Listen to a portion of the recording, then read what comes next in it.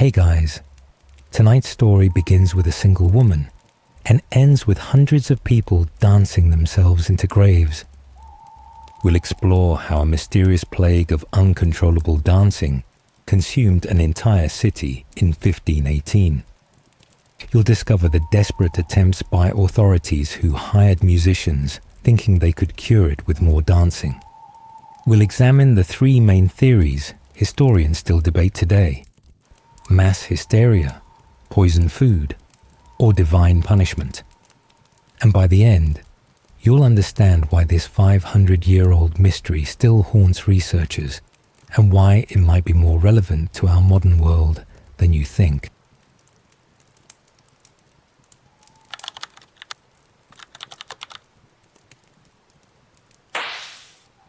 Picture this.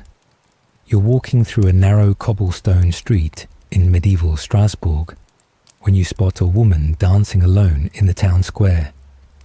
At first glance, nothing seems unusual, but then you notice something deeply wrong about her movements.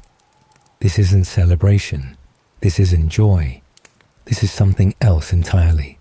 It's July 1518, and the summer heat presses down on the city like a heavy blanket. The woman's name is Frau Trophäa, though most of her neighbors know little about her beyond the basic facts of her existence. She steps into that dusty street on what should be an ordinary Tuesday morning, but her feet begin moving in patterns that make no sense. Her arms swing in rhythm with some invisible orchestra. Her whole body sways and jerks as if pulled by unseen strings. You watch her dance, and something about it makes your skin crawl. This isn't the graceful movement of a festival performer or the clumsy joy of a wedding celebration. Frau Trophäa moves with mechanical precision, her steps sharp and repetitive. Her face shows no happiness, no expression at all really, just a blank stare fixed on something only she can see. The rhythm never changes. The intensity never fades. She just keeps going. The first few people who gather around her assume she's lost her mind from the heat. Summer madness, they whisper. It happens sometimes when the sun beats down too hard and people forget to drink enough water. But hours pass, and Frau Trophäa keeps dancing. The sun moves across the sky, casting different shadows on the square, and still she moves. Her feet tap against the stones with the same steady beat. Her arms pump with the same relentless energy. As the day stretches into evening, more neighbors come to watch. They form a loose circle around her, talking in hushed voices about what might be wrong.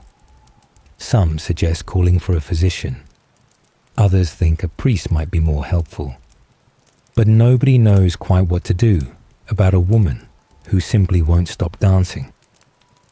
The strangest part is how focused she seems, as if this exhausting movement requires every bit of her attention and willpower. Night falls over Strasbourg, but Frau Trophäa continues her bizarre performance under the moonlight. You can hear her breathing getting heavier, see sweat soaking through her simple dress, but her feet never stop their endless pattern. Occasionally she stumbles, her body betraying the fatigue that her mind refuses to acknowledge. When exhaustion finally overwhelms her, she collapses right there in the square, chest heaving, limbs trembling. The crowd assumes it's over, but after just a few minutes of rest, she stands up again. Her legs shake from the effort, but they immediately resume the same hypnotic movements. Her arms begin their mechanical swinging.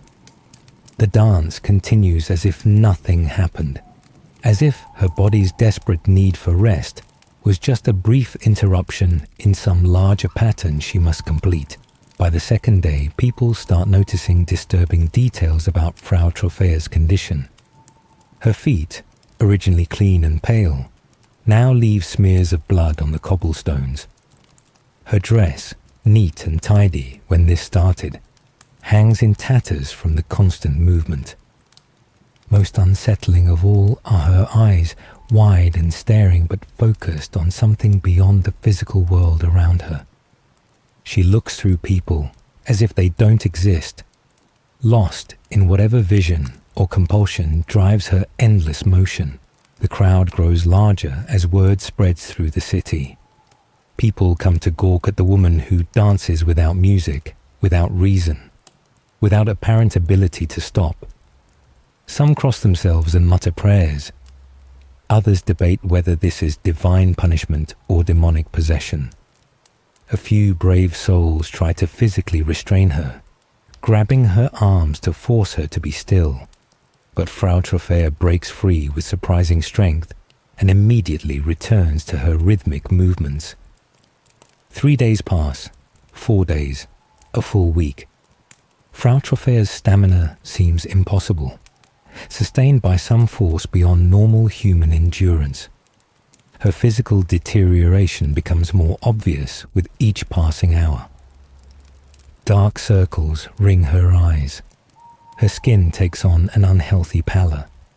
Her movements become jerkier, less coordinated, but no less persistent.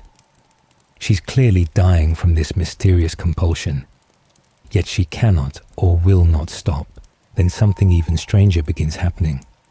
As you watch from the crowd, you notice other people starting to sway slightly in rhythm with Frau Trophäa's movements. At first, it seems unconscious, just the natural human tendency to mirror what we see. But the swaying grows more pronounced. A few individuals begin stepping back and forth, their feet following the same pattern that has consumed the original dancer for over a week. One by one, people who came to watch become participants. A baker abandons his bread to join the growing circle of dancers. A young mother leaves her children with neighbors and begins the same mechanical movements.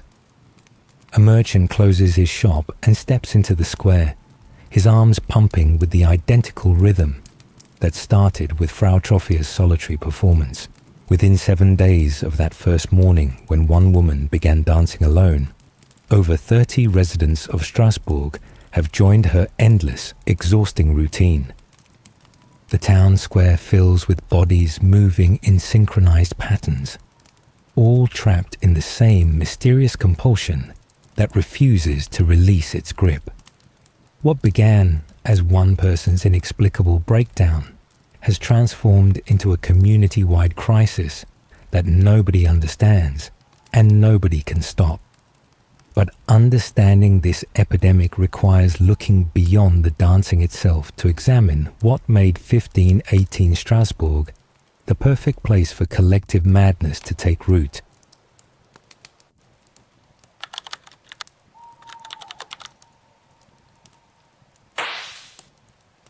You might wonder what could drive an entire town to lose its collective mind, but 1518 Strasbourg was already hanging by a thread.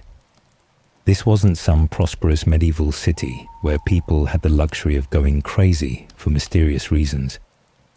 These folks were already living through what you'd probably consider hell on earth. Let's start with the basics. Food. You know, that thing you grab from your fridge without thinking twice about it. Well, in Strasbourg, during the early 1500s, getting enough calories to survive each day had become a daily nightmare. The region had suffered through a series of brutal crop failures that left granaries empty and stomachs growling. Wheat prices had shot up so high that ordinary families couldn't afford bread. And we're not talking about fancy artisan sourdough here. We're talking about the basic black bread that kept people alive. The years leading up to 1518 had been particularly vicious. Harsh winters killed off seed crops before they could even sprout. Spring flooding destroyed whatever managed to grow. Summer droughts finished off the rest. By the time Frau Trophäa started her infamous dance, most of Strasbourg's residents hadn't eaten a proper meal in months. Their bodies were running on empty, their minds clouded by the constant ache of hunger. But here's where things get really ugly. While poor families were literally starving, the wealthy merchants and nobles were hoarding whatever grain they could get their hands on. They stockpiled food in private warehouses while their neighbors wasted away. You'd walk through the market square and see empty stalls where vendors once sold vegetables and meat. The few items available cost more than most people earned in a week. So yes, malnutrition was slowly killing the population. But that was just the opening act. Disease swept through the weakened city like wildfire through dry grass. Smallpox turned healthy faces into scarred nightmares before killing its victims outright. Syphilis, still relatively new to Europe, rotted people from the inside out. These weren't quick deaths either. Families watched their loved ones suffer for weeks or months before finally succumbing. You have to imagine what this does to a person's mind. You wake up every morning wondering if today will be the day you watch your child die from starvation. You see your neighbors disappearing one by one, their houses standing empty, their belongings scattered in the streets. The psychological pressure of living under these conditions would break most people. And it was breaking the residents of Strasbourg. Children cried constantly from hunger, their thin voices echoing through narrow streets. Parents had to choose which family members got the scraps of food they could find. Elderly grandparents often stopped eating entirely, hoping to save their meager portions for younger relatives. The social fabric that held communities together was unraveling thread by thread. Now add religion to this toxic mix.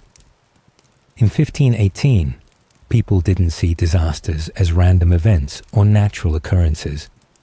Every bad thing that happened was divine punishment for human wickedness.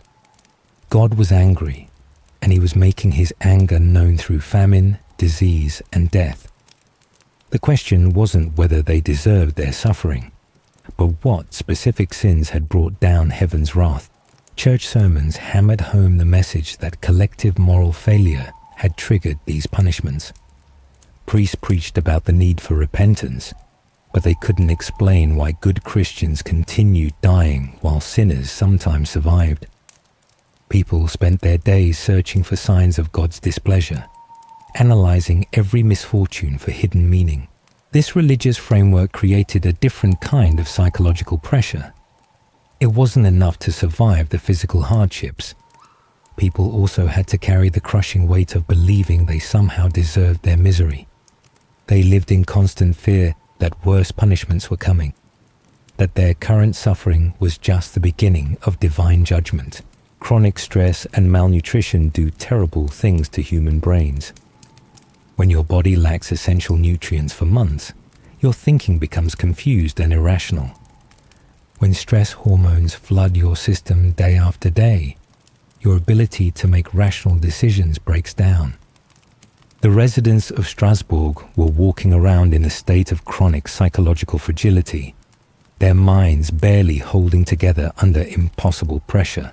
In this environment, desperate people will grasp at any explanation that makes sense of their suffering, no matter how far-fetched it might seem. If someone told you that dancing could cure your family's troubles, or that moving your body in certain patterns might appease an angry God, you might be willing to try it. When rational solutions have failed completely, irrational ones start looking appealing. The combination of physical weakness, emotional trauma, and religious terror created the perfect conditions for mass psychological breakdown. These weren't healthy, well-fed people making poor decisions.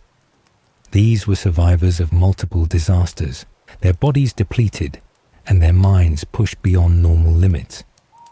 Their community had been stripped down to its most basic elements: fear, hunger, and the desperate hope that somehow their suffering would end. This is why Frau Trofea's solitary dance could transform into a citywide epidemic. The population was already primed for collective breakdown. Their normal psychological defenses had been eroded by months of trauma. When they saw others engaging in strange behavior, their weakened minds were ready to follow along. especially if that behavior offered even the slightest possibility of relief from their endless nightmare.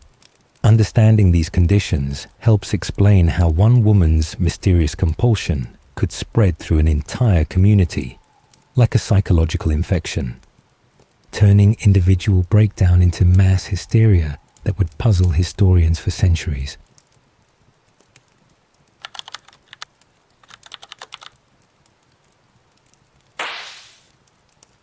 Here's where the story gets truly unsettling. Watching rational people abandon control and join the dance. You'd think that seeing Frau Troffea's obvious suffering would warn others away. Instead, it drew them in like moths to a flame. The first person to join her was a neighbor woman whose name history forgot. She'd been watching from her doorway for days, probably trying to make sense of what she was seeing. Then one morning, she stepped into the square. Her feet started moving in the same pattern. Her arms began swinging with the identical rhythm. Within minutes, she was locked into the same mechanical movements that had trapped Frau Troffea for over a week.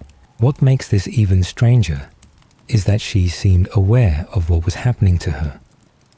Witnesses described how she looked around with confused, frightened eyes while her body continued its relentless motion. She tried to speak, to call for help, but her voice came out in gasps between the endless steps. Her family rushed to pull her away, but she broke free and returned to the dance as if drawn by invisible chains. Then more people started joining. A baker left his ovens burning and stepped into the growing circle. A young mother handed her infant to a neighbor and began the same hypnotic movements. Each new dancer seemed surprised by their own actions, as if their bodies were betraying their minds. They'd arrive as concerned observers and leave as participants in something they couldn't control or understand.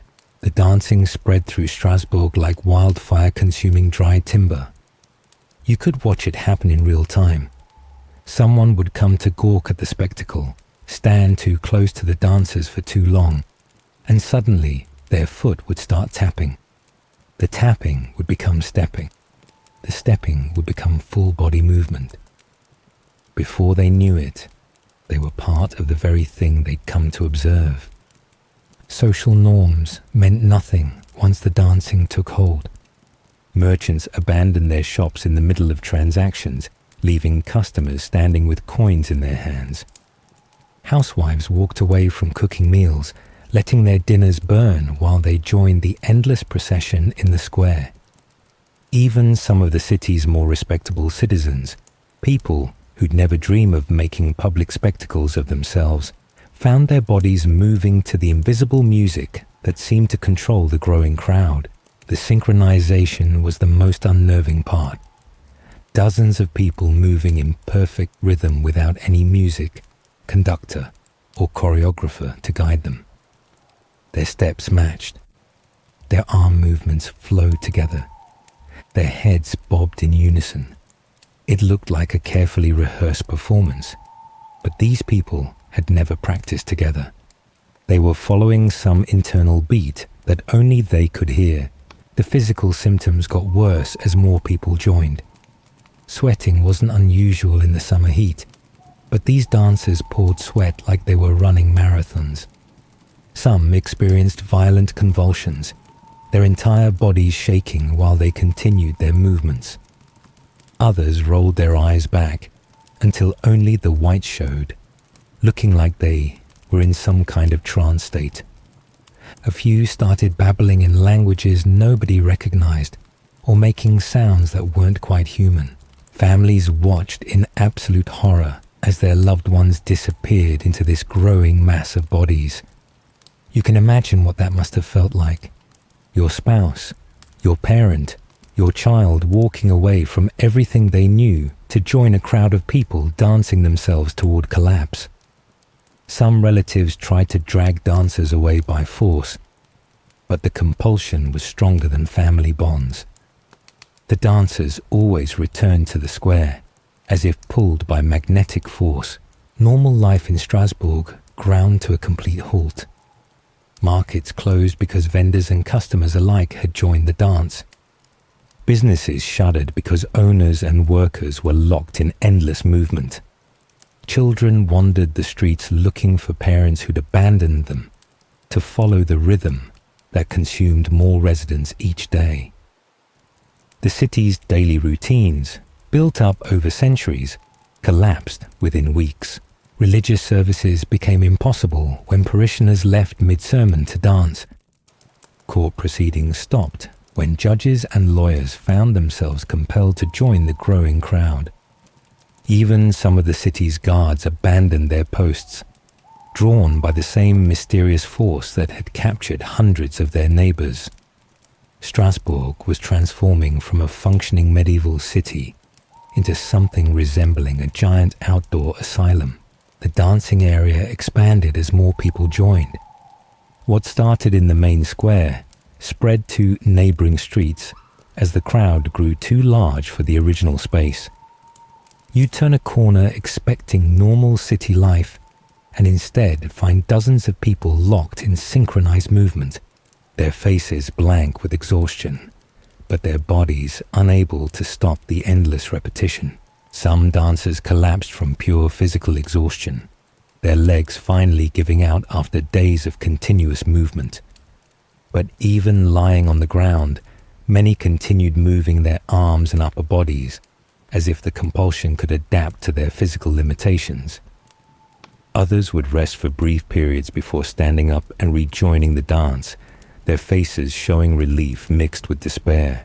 By August, nearly 400 residents of Strasbourg were trapped in this exhausting, endless routine.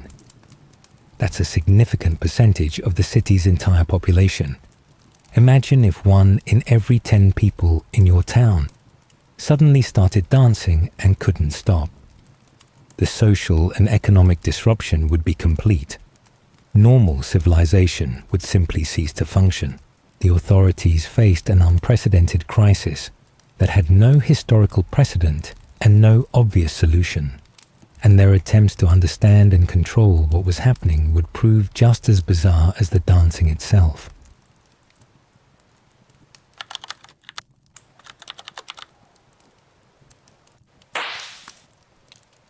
You'd think city leaders would try to stop the dancing, but their solution was absolutely bizarre. When faced with hundreds of residents trapped in endless, exhausting movement, Strasbourg's council made a decision that sounds completely insane by modern standards. They decided the cure for too much dancing was more dancing. Picture the scene when the city's most important officials gathered to discuss this unprecedented crisis. These weren't stupid men.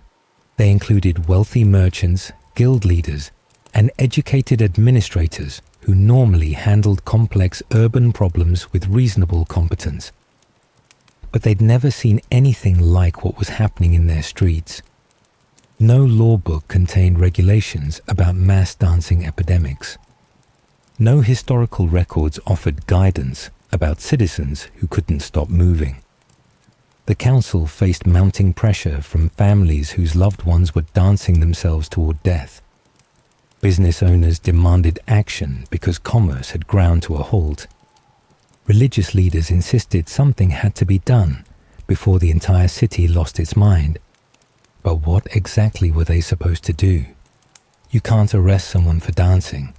You can't fine them for excessive movement.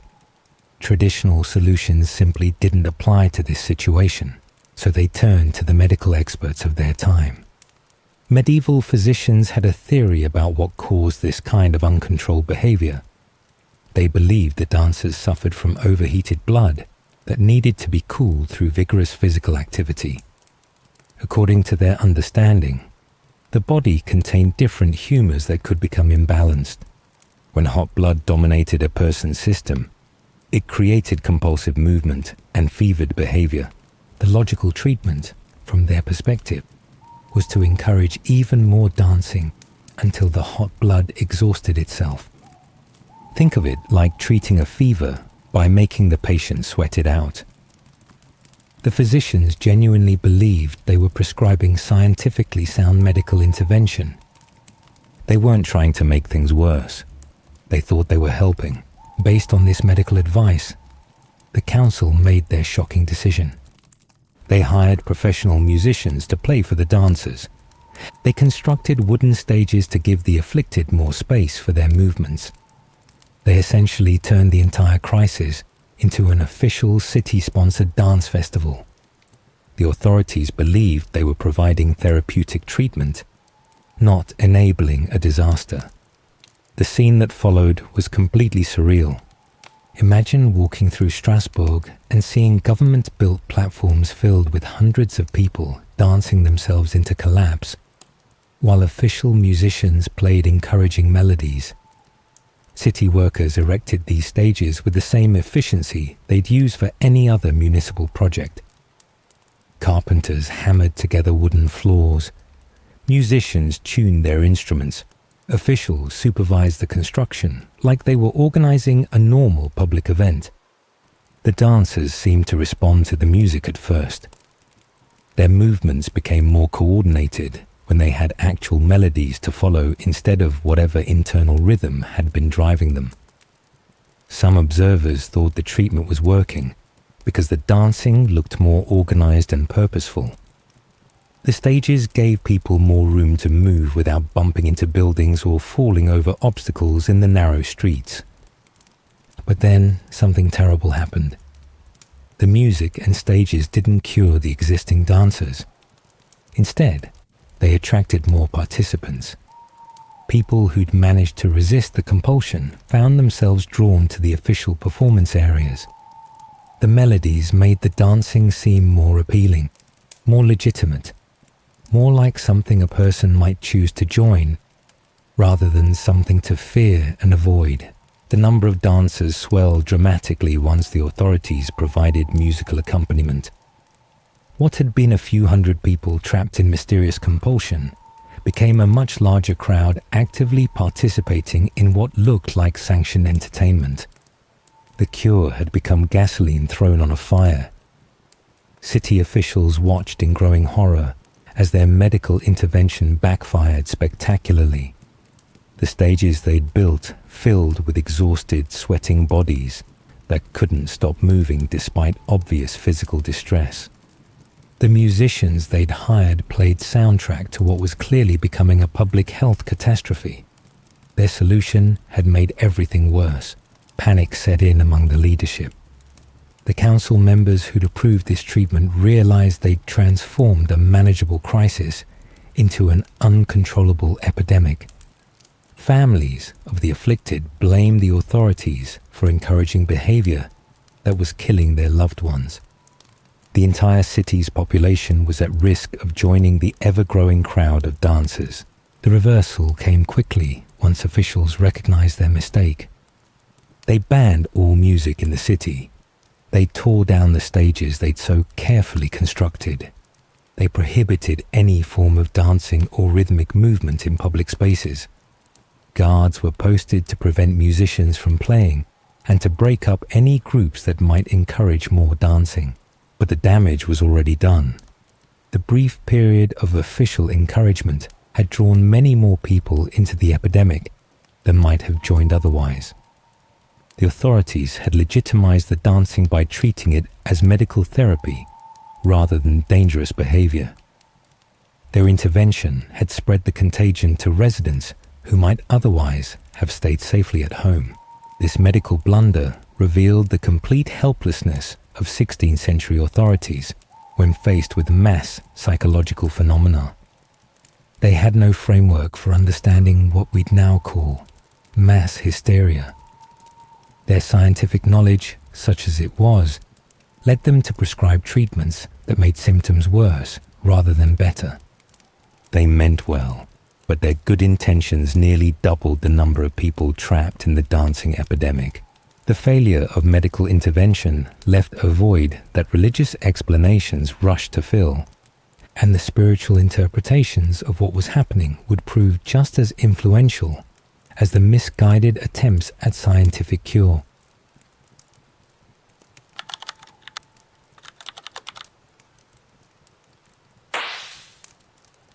When medicine failed, the people of Strasbourg turned to a darker explanation. They had angered a saint. You have to understand that in medieval Europe, saints weren't just distant holy figures you prayed to on Sundays. They were active forces in daily life who could bless you or curse you, depending on how well you honored them. And there was one saint in particular whose wrath people feared when it came to uncontrolled dancing. Saint Vitus was the patron saint of epileptics, dancers, and anyone who suffered from disorders involving involuntary movement. His feast day fell in June, just weeks before Frau Troffea began her fateful dance.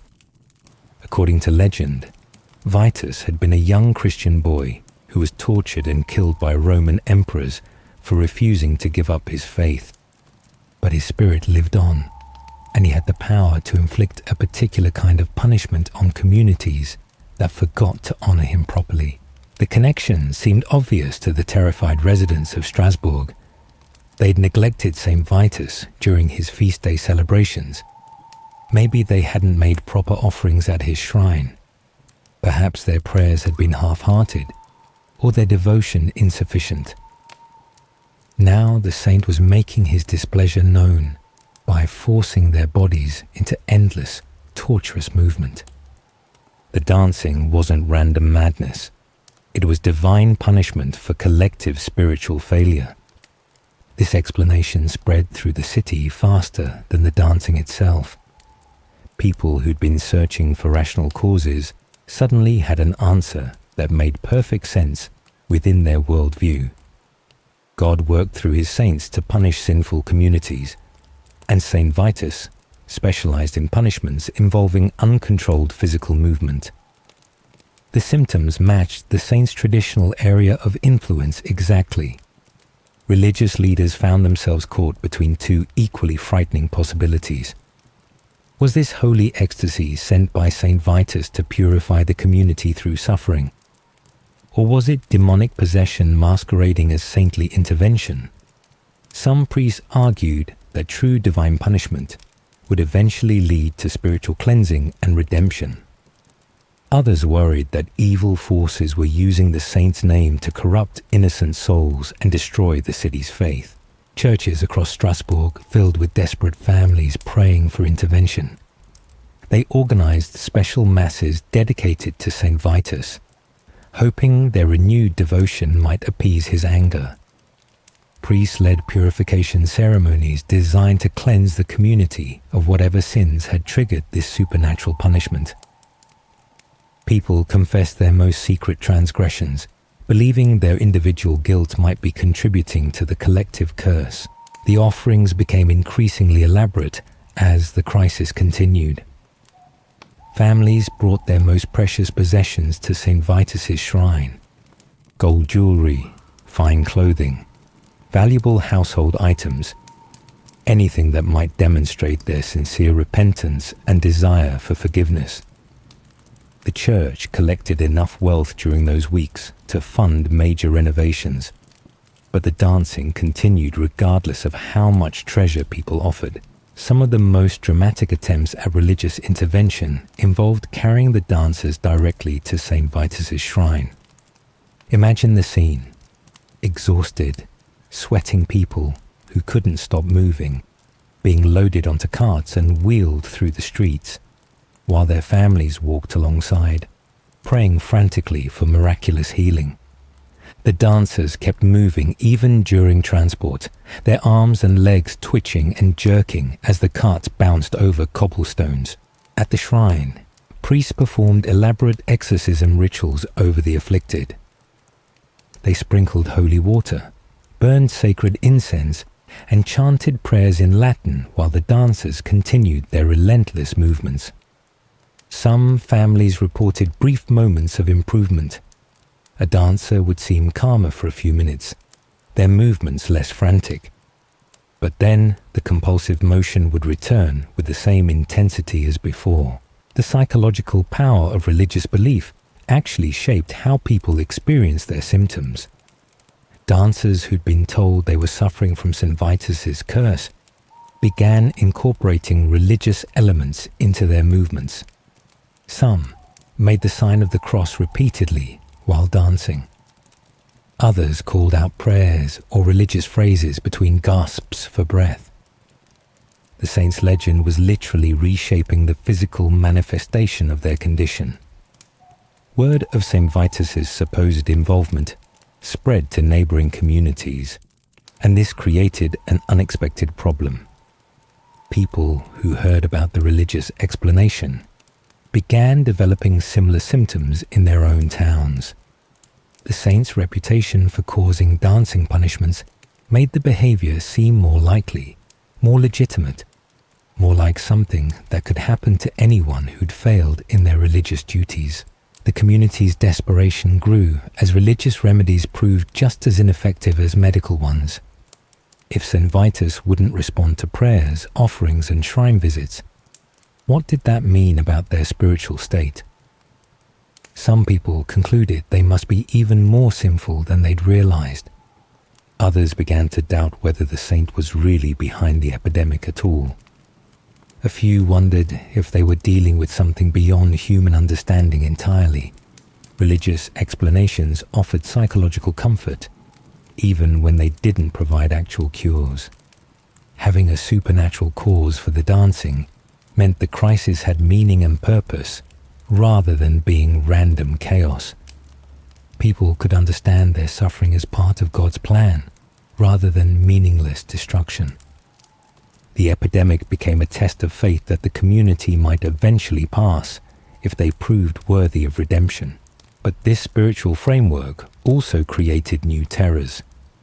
If St. Vitus was punishing the entire city, how many more people might be struck down before his anger was satisfied? What other supernatural punishments might follow if they continued to fail in their religious obligations?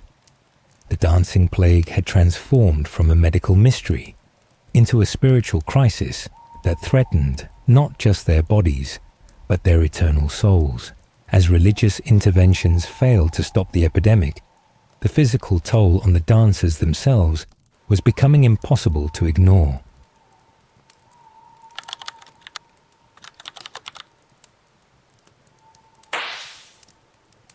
The human cost of this epidemic was becoming impossible to ignore as dancers pushed their bodies beyond endurance.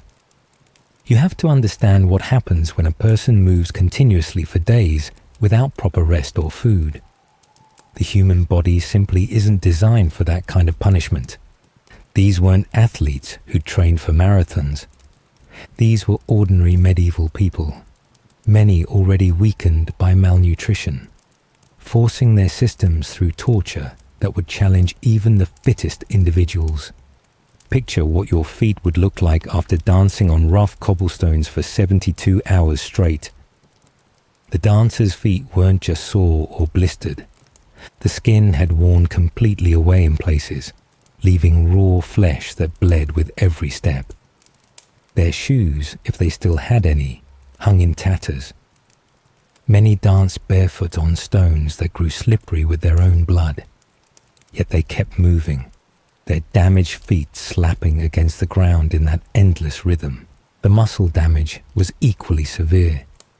Continuous movement for days caused tears in leg muscles that hadn't had time to recover between contractions. Arms that had been pumping non-stop developed painful cramps that twisted dancers' faces in agony. Their backs seized up from the constant motion.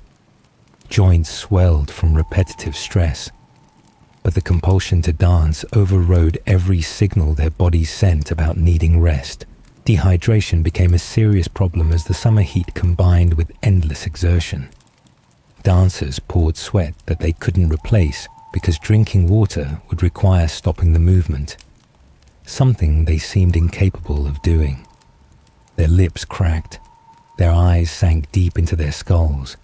Their skin took on the papery texture of severe water loss. Some family members tried to pour water into dancers' mouths while they moved, but most of it just ran down their chins. The most horrifying accounts describe dancers collapsing from heart attacks brought on by extreme physical stress. Imagine watching your neighbor suddenly clutch their chest mid-dance. their face going grey as their overtaxed heart finally gave out. These weren't elderly people with known heart problems. Some were relatively young adults whose cardiovascular systems simply couldn't handle the constant strain of days-long exertion without rest. Stroke struck others as blood pressure spiked from the combination of physical stress, dehydration, and whatever psychological forces were driving their compulsion.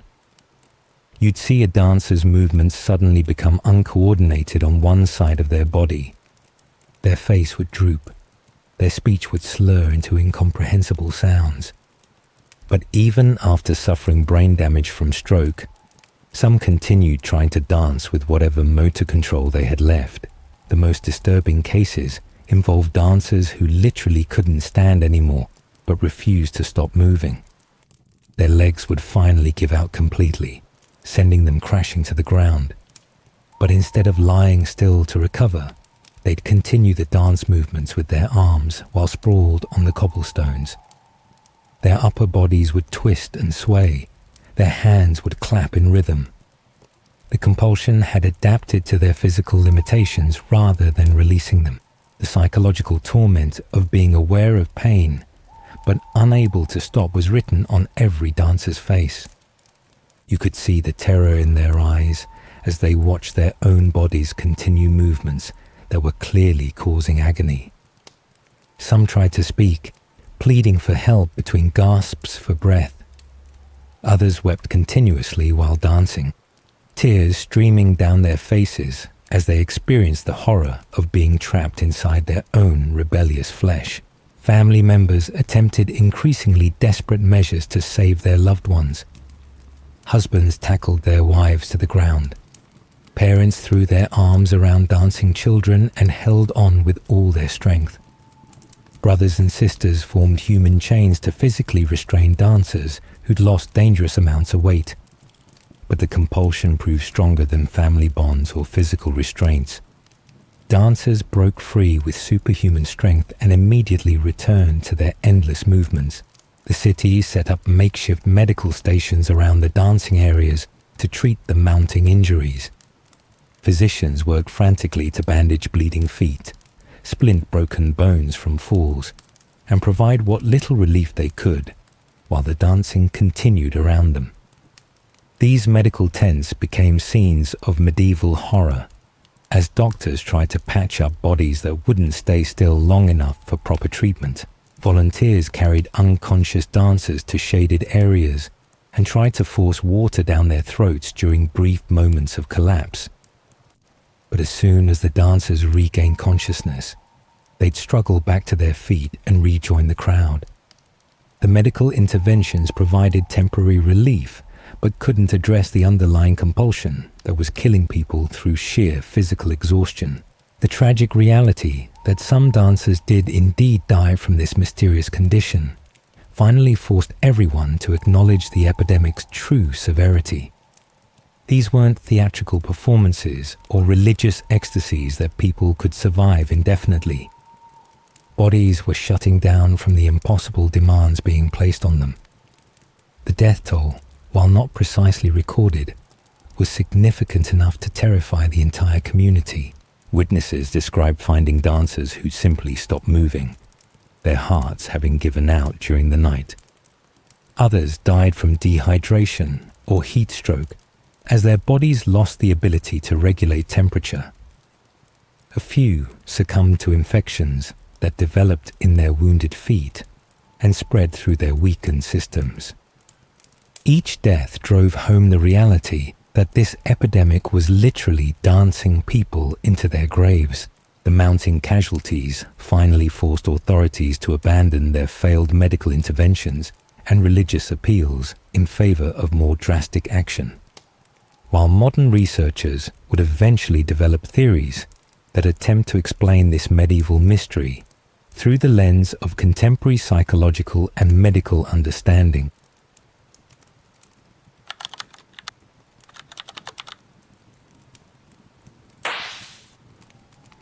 Modern psychologists have a compelling explanation for Strasbourg's dancing epidemic, but it's more complex than simple madness.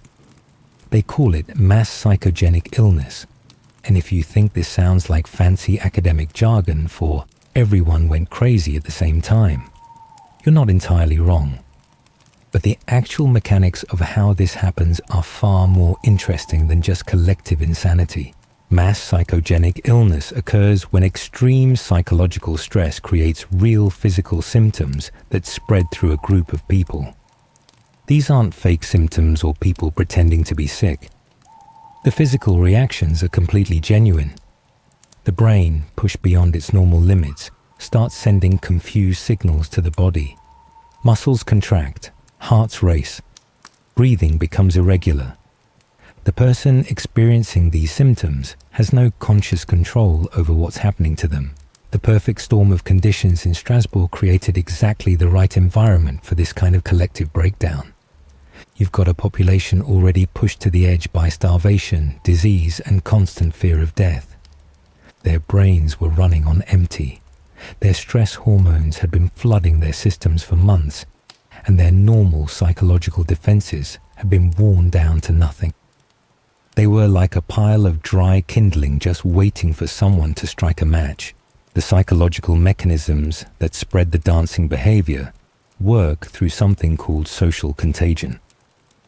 When you see someone else experiencing dramatic physical symptoms, especially if you're already in a vulnerable state, your brain can start mimicking those symptoms without any conscious decision on your part. It's similar to how yawning spreads through a room, except instead of mild sleepiness, you're dealing with powerful stress responses that can override rational thought. Here's how it probably worked in Strasbourg. Someone would come to watch Frau Trophäer and the other dancers. They'd stand there for hours, focusing intently on the repetitive movements. Their already stressed brains would start synchronizing with the rhythm they were observing. Mirror neurons, which help us understand and copy the actions of others, would fire in response to the dancing. Before long, their own muscles would begin twitching in time with the movements they were watching. The cultural beliefs about St. Vitus played a crucial role in shaping how these symptoms manifested.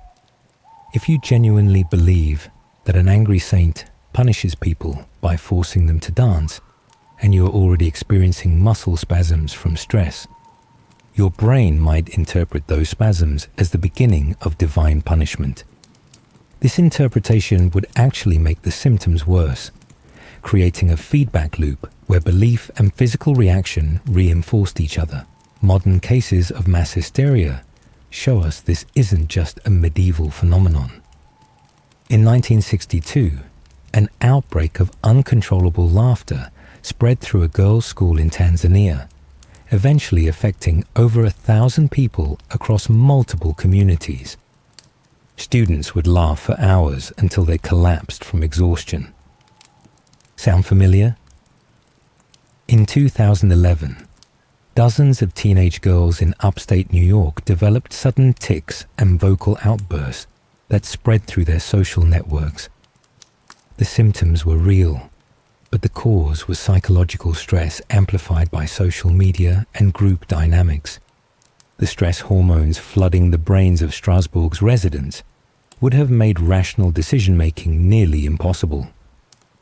When cortisol and adrenaline saturate your system for extended periods, they actually change how your brain processes information.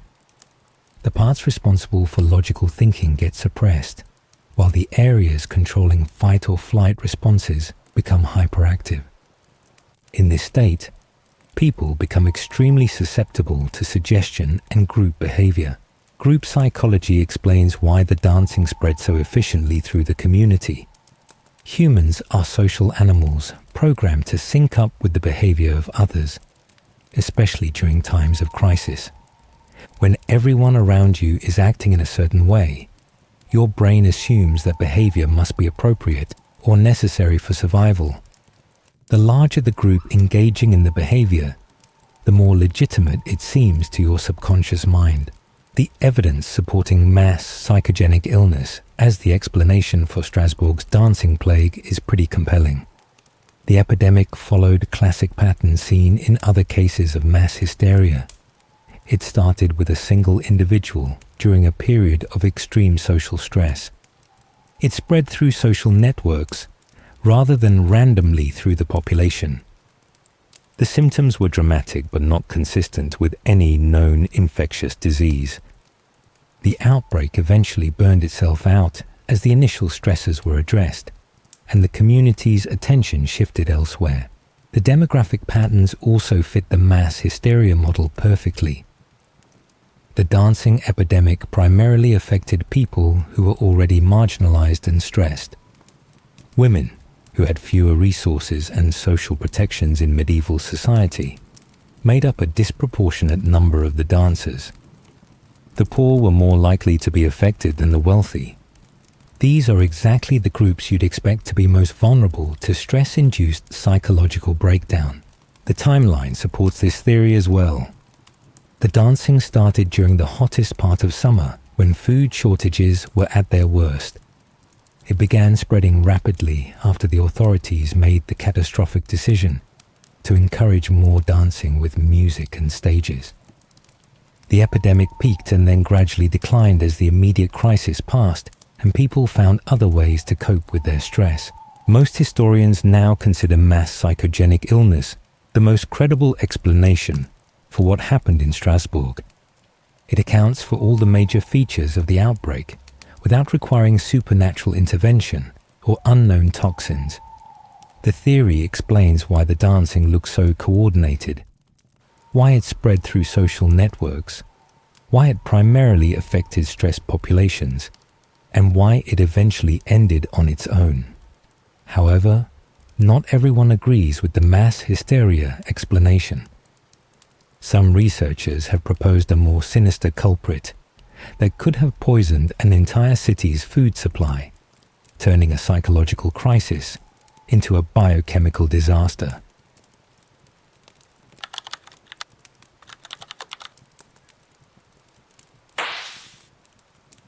Some researchers proposed a more sinister culprit, a toxic mold that could have poisoned an entire city's food supply.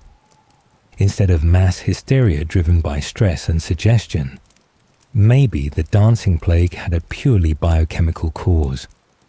The theory centers on ergot, a fungus that grows on rye grain and produces compounds chemically similar to LSD.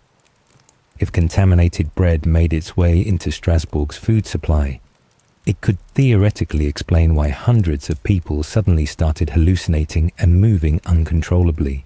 Ergot is genuinely nasty stuff.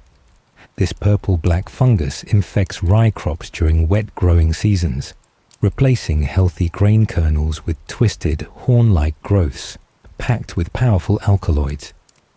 When people eat bread made from ergot-contaminated rye, they develop a condition called ergotism. The symptoms are horrifying.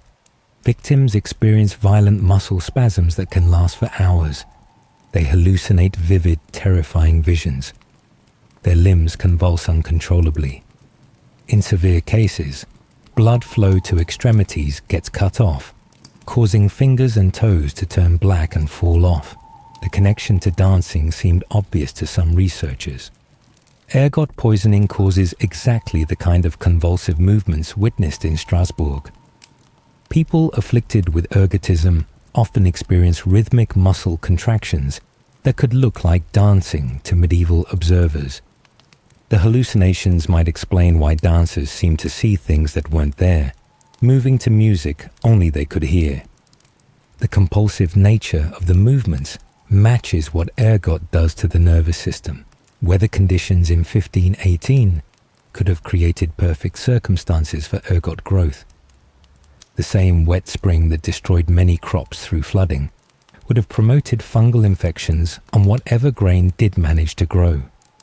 Desperate people might have been less picky about the quality of grain they consumed, accepting bread made from obviously diseased rye rather than starving.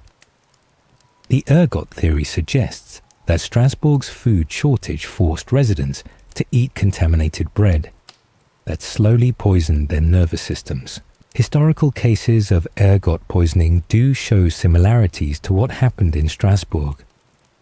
Medieval chronicles describe outbreaks of holy fire, or St. Anthony's fire, that caused mass convulsions and strange behavior in entire communities.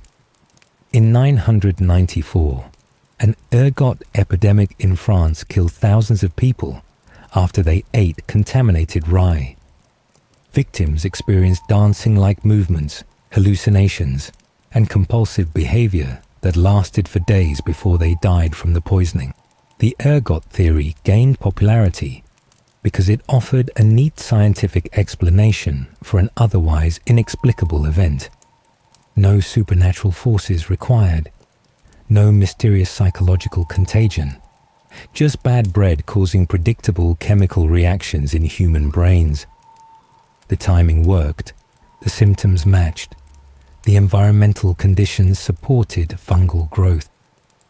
For a while, many historians considered ergot poisoning the most likely cause of Strasbourg's dancing plague, but the theory has serious problems that become obvious when you examine the details more closely. Ergot poisoning doesn't actually cause rhythmic dancing. It causes random chaotic convulsions that look nothing like the synchronized movements witnessed in Strasbourg. Real ergotism victims can't coordinate their spasms with other people or maintain steady rhythms for hours at a time. Their movements are violent and uncontrolled, not the repetitive patterns described by medieval witnesses. The demographic patterns don't fit ergot poisoning either. Ergotism affects people based on how much contaminated grain they consume, not their social networks or psychological state. You'd expect to see random distribution across the population, with entire families getting sick together after eating the same bread. Instead, the dancing plague spread through social connections, jumping from person to person in patterns that match psychological contagion rather than food poisoning. The symptom progression also contradicts the ergot theory. Ergot poisoning develops relatively quickly after consuming contaminated food.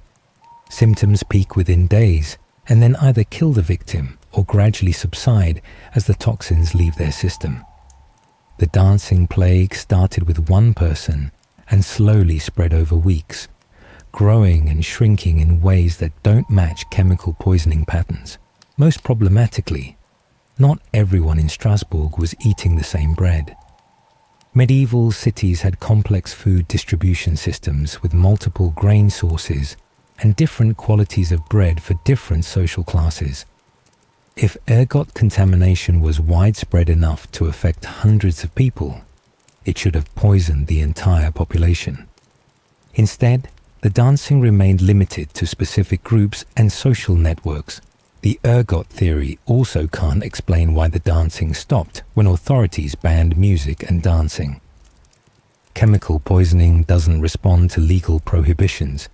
If people were hallucinating from toxic bread, removing musicians wouldn't cure their symptoms.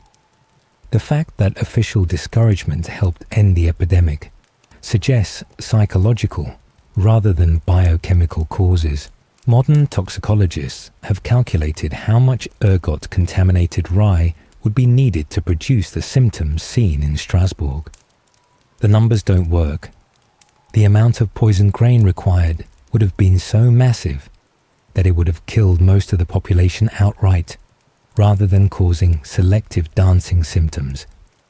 Ergot is powerful enough that even small amounts cause severe illness, making it unlikely that people could consume enough to dance for days without dying from the toxins. The geographic limitations of the outbreak also argue against ergot poisoning. Contaminated grain supplies would have affected entire regions, not just one city. Other communities eating from the same sources should have experienced similar symptoms. The fact that the dancing plague remained largely confined to Strasbourg suggests local social and psychological factors, rather than widespread food contamination. Despite these flaws, the ergot theory remained popular for decades because it offered a scientific-sounding alternative to supernatural or psychological explanations. People wanted a concrete, measurable cause for such a bizarre event. But as researchers examined the evidence more carefully, the chemical explanation became less convincing than the mass hysteria model.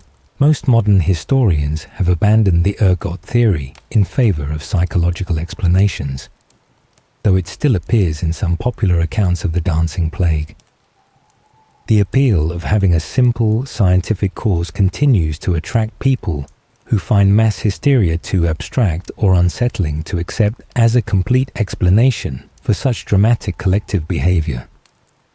The rejection of the ergot theory brings us back to the realization that Strasbourg's dancing plague wasn't an isolated incident in medieval Europe.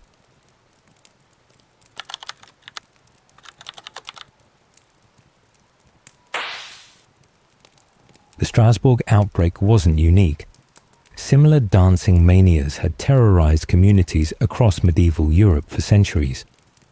What happened in 1518 was just the most famous episode in a much longer history of mass dancing epidemics that swept through towns and cities whenever conditions got desperate enough. These weren't isolated incidents of local madness. They were part of a recurring pattern that stretched back generations and affected thousands of people across different countries and cultures. The most massive outbreak occurred in 1374, nearly 150 years before Frau Trophäa took her first fateful steps. This epidemic started along the Rhine River and spread like wildfire through major cities, including Cologne, Metz, and Strasbourg itself. Thousands of people were affected as the dancing mania jumped from town to town following trade routes and river pathways. Chroniclers describe processions of dancers moving between cities, their numbers growing as they traveled and picked up new participants along the way. Picture the scene in Cologne during that 1374 outbreak. Hundreds of people filled the cathedral square, their bodies writhing and twisting in synchronized movements that lasted for hours. They formed circles and lines, holding hands while their feet pounded against stone floors until blood seeped through their shoes. Local authorities tried blocking the roads leading into the city, but dancers kept arriving from neighboring communities. The epidemic had its own momentum that human barriers couldn't stop. Similar outbreaks struck the German territories repeatedly over the following decades. Towns that had experienced dancing epidemics once seemed more vulnerable to repeat episodes, as if the collective memory of previous manias made populations more susceptible to future outbreaks. Some communities developed local traditions around these episodes, creating rituals and customs that were meant to prevent their return, but probably just kept the possibility alive in people's minds. The Low Countries saw their own variations of the dancing plague throughout the 15th and 16th centuries. In these northern regions, the episodes often took on different characteristics than what happened further south. Dutch and Flemish dancers sometimes incorporated religious processions into their movements, turning the compulsive behavior into pilgrimages to various shrines and holy sites. These dancing pilgrimages could cover dozens of miles as participants moved between towns in long, snaking lines of continuous motion. Italy developed its own unique version of the phenomenon called tarantism, centered around the belief that spider bites caused uncontrollable dancing. The Italian dancers claimed they'd been bitten by tarantulas and needed to dance the poison out of their systems through vigorous movement. This created a different cultural framework for understanding the same basic symptoms. Instead of divine punishment or medical imbalance, Italians saw their dancing epidemics as responses to specific environmental threats that required specific physical cures. The tarantism tradition was particularly strong in southern Italy, where people would gather during certain seasons to engage in therapeutic dancing, designed to cure spider bite victims. Musicians played traditional melodies called tarantellas, specifically composed to help dancers work the imaginary poison out of their systems.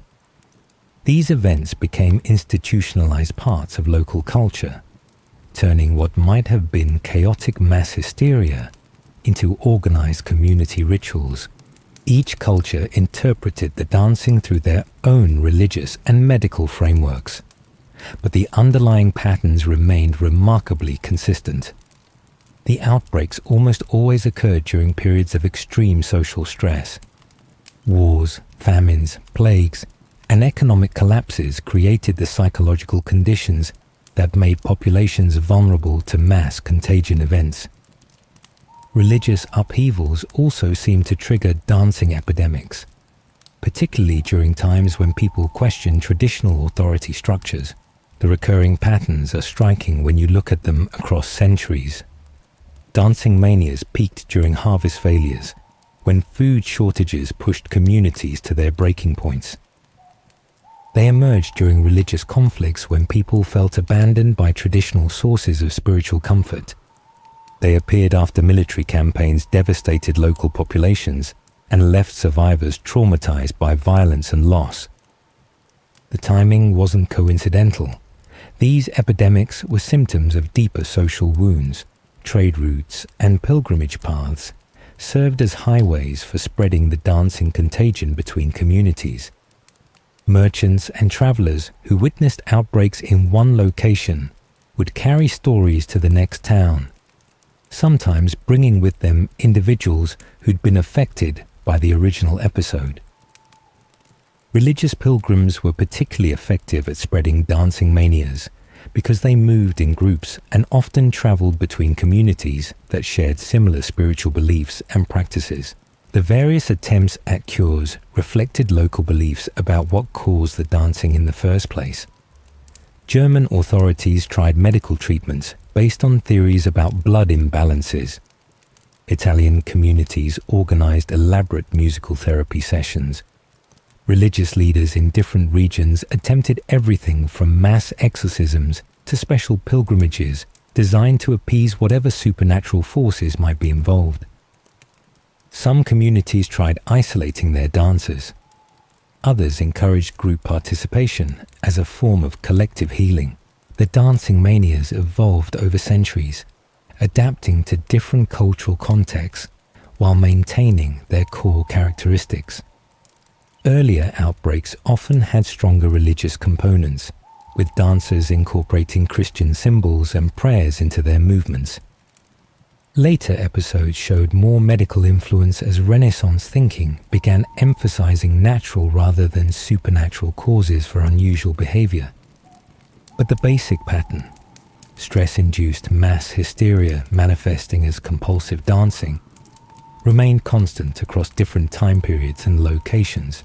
These widespread European dancing epidemics demonstrate that Strasbourg was part of a broader phenomenon of stress-induced mass hysteria that affected medieval society for generations. The 1518 outbreak gained lasting fame partly because it was well documented by educated observers who left detailed written accounts. But similar episodes were happening regularly across Europe whenever social conditions became desperate enough to push entire communities beyond their psychological breaking points.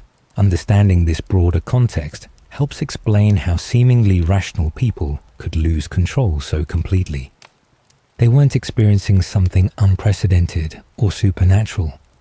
They were participating in a form of collective breakdown that their culture had seen many times before, following patterns that stretch back through their grandparents' and great-grandparents' memories.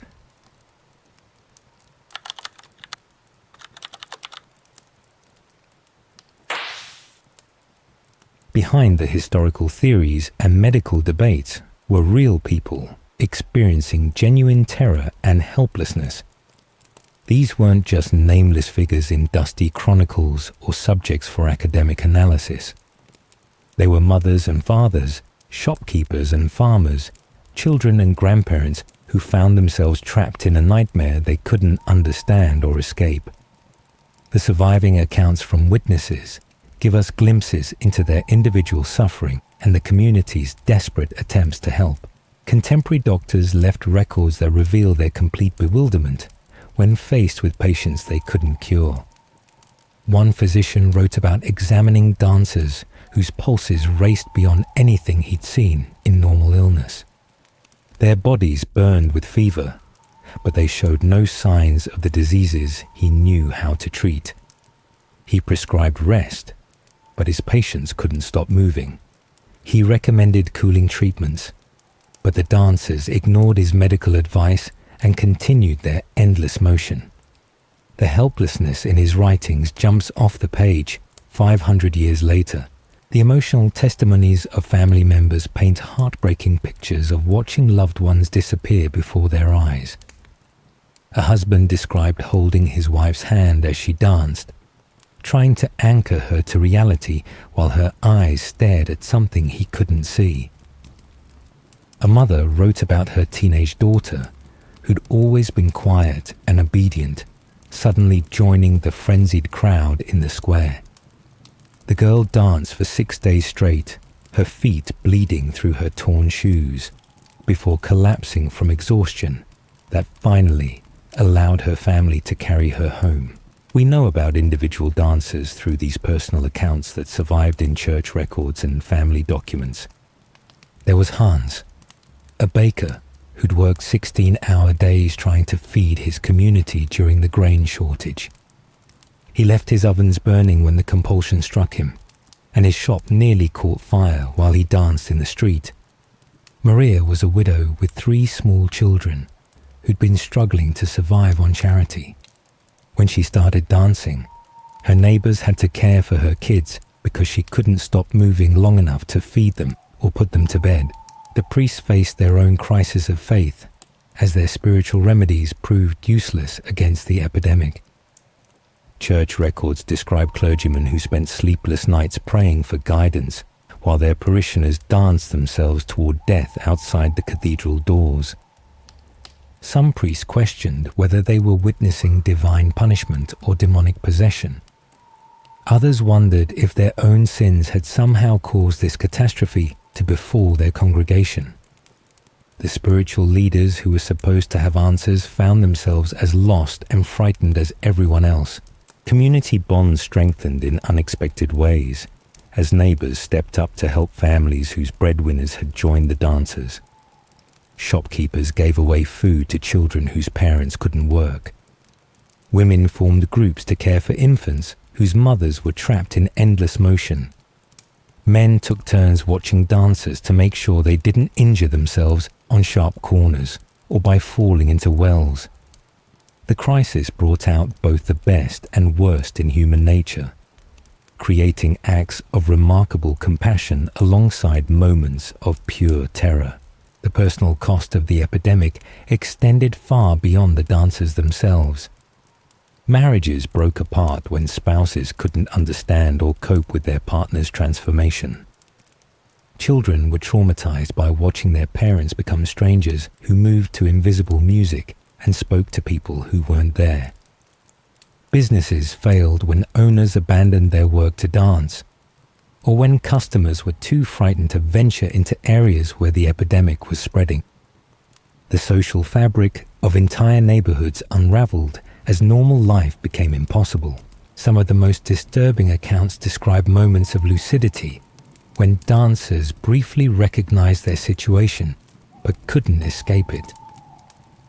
A merchant managed to speak clearly for a few minutes, begging his brother to tie him down so he couldn't return to the dancing. But as soon as the compulsion returned, he broke free and rejoined the crowd. A young woman whispered to her sister that she could see what was happening to her, but felt powerless to stop her legs from moving. These glimpses of awareness made the epidemic even more terrifying for witnesses who realized their loved ones were conscious prisoners inside their own rebellious bodies. The gradual healing process was almost as mysterious as the outbreak itself. Dancers didn't all recover at once or in the same way. Some simply stopped moving one day and seemed confused about what had happened to them. Others had memory gaps and couldn't recall their time spent dancing. A few suffered lasting physical damage from their ordeal, permanent limps from injured feet, muscle weakness from extreme exertion or nervous conditions that persisted for months after the epidemic ended. Survivors faced the challenge of rebuilding lives that had been shattered by their inexplicable experience. Some families never fully recovered from the trauma of watching their loved ones lose control so completely.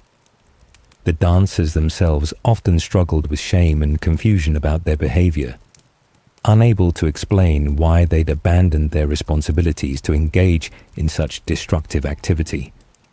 The community had to find ways to reintegrate people who'd been seen as dangerous or possessed just weeks earlier. The human stories behind this historical curiosity remind us that real people suffered through something genuinely terrifying and inexplicable. These weren't actors in some medieval performance or symbols in an academic theory. They were individuals with hopes, fears, relationships, and responsibilities who found themselves caught in circumstances beyond their understanding or control. Their pain deserves to be remembered alongside our modern attempts to explain what happened to them. After weeks of continuous dancing that had torn apart families and nearly destroyed the social order, the plague that had consumed Strasbourg finally began to show signs of ending.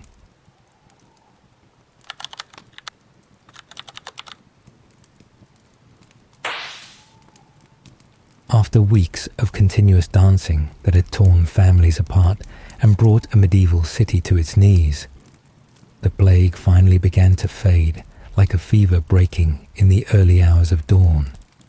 The decline wasn't sudden or dramatic. There was no moment when all the dancers simultaneously stopped and looked around in confusion. Instead, the epidemic slowly lost its grip on Strasbourg through a combination of exhaustion, desperate intervention, and perhaps simple changes in the weather that made the psychological conditions less favorable for mass contagion. By late August, the sheer physical toll was becoming impossible for even the most compulsive dancers to ignore. Human bodies have limits, and many participants had pushed theirs far beyond what survival allows. The number of people collapsing and staying down increased each day. Some dancers who'd been moving for weeks finally reached a point where their legs simply wouldn't support them anymore. Others developed injuries severe enough that continuing the dance would have meant certain death.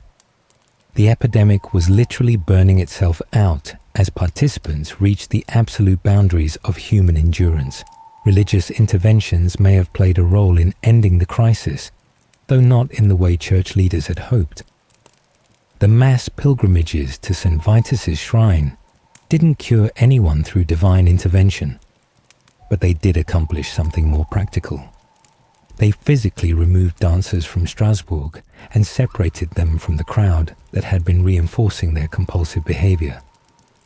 Away from the mass of bodies moving in synchronized rhythm, some individuals found it easier to break free from whatever psychological forces had trapped them in endless motion. The authorities' eventual decision to ban all music and dancing in the city probably helped more than their earlier attempts to encourage more movement. By removing the official support and cultural legitimacy they'd accidentally given to the epidemic, city leaders made it harder for new people to join the dancers. The prohibition also signaled that this behavior was dangerous rather than therapeutic, changing how the community viewed what was happening in their streets. Seasonal changes might have contributed to the epidemic's end as well. The brutal summer heat that had made conditions so unbearable began to ease as autumn approached. Cooler temperatures reduced some of the physical stress on both dancers and observers. The harvest season, such as it was after months of crop failures, gave people new focuses for their attention and energy. Communities that had been fixated on the dancing crisis suddenly had other pressing concerns that demanded immediate action. The experience transformed how Strasbourg approached public health emergencies for generations. City records show that authorities developed new protocols for dealing with mass psychological events. They learned not to encourage behavior they didn't understand. They created systems for isolating affected individuals without making them feel punished or abandoned. Most importantly, they recognized that mass hysteria was a real phenomenon that required careful management rather than medical treatment or religious intervention. The lasting trauma in Strasbourg's collective memory shaped local culture long after the last dancer had stopped moving. Families passed down stories about relatives who'd been caught up in the epidemic. Parents warned their children about the dangers of watching strange behavior too closely or for too long.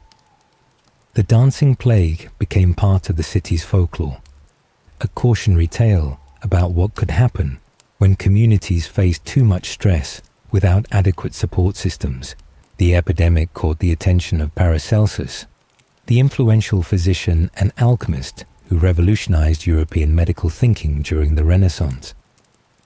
He studied accounts of the Strasbourg outbreak and similar episodes, using them to develop theories about the connection between mind and body that were centuries ahead of their time. Paracelsus argued for naturalistic explanations of phenomena that others attributed to supernatural causes, helping lay the groundwork for modern psychological medicine. Artists and writers throughout European history drew inspiration from the dancing plague, using it as a symbol for everything from religious ecstasy to social breakdown. The story appeared in paintings, poems, and eventually novels as authors tried to capture the horror and mystery of an entire community losing control simultaneously. The image of people dancing themselves to death became a powerful metaphor for human vulnerability and the thin line between civilization and chaos. Modern researchers continue studying the Strasbourg epidemic because it offers insights into how social contagion spreads through populations under extreme stress. Psychologists examine the outbreak to better understand mass hysteria. Sociologists use it to explore how communities respond to collective trauma. Medical historians study it to trace the evolution of thinking about mental health and group psychology. The 1518 dancing plague remains relevant because it demonstrates timeless patterns in human behavior that we're still trying to fully understand. The epidemic's legacy extends into contemporary concerns about mass psychology and social media. Researchers draw parallels between the dancing plague and modern phenomena like viral social media challenges, mass psychogenic illnesses in schools, and the rapid spread of conspiracy theories through online networks. The basic mechanisms that allowed one woman's breakdown to consume an entire city still operate in our interconnected world, just through different channels and at faster speeds. What happened in Strasbourg reminds us that human psychology operates according to patterns that transcend specific historical periods or cultural contexts. The same social and psychological forces that created the dancing plague continue to influence how we respond to stress, how we process information, and how we behave in groups. Understanding these medieval dances helps us understand ourselves and the communities we live in today. 500 years after Frau Trofea took her first compulsive steps, we're still asking the same fundamental questions about human nature that her dance first raised. What makes people lose individual control in favor of group behavior? How do communities respond when normal social structures break down? Why do some populations prove more vulnerable to mass contagion than others? The mystery that began with one woman's inexplicable dance continues to challenge our understanding of what it means to be human. The dancing plague of 1518 reminds us that even in our modern world, communities under extreme stress can still fall prey to collective behaviors that defy easy explanation. We like to think we're too sophisticated for mass hysteria, but look around. Viral social media challenges spread faster than medieval dancing ever could. Conspiracy theories jump between communities through fiber optic cables instead of trade routes. The same psychological mechanisms that trapped Frau Troffea still operate today, just amplified by technology in ways medieval Strasbourg never imagined. Sweet dreams, and remember, sometimes the most fascinating mysteries are the ones that remain unsolved.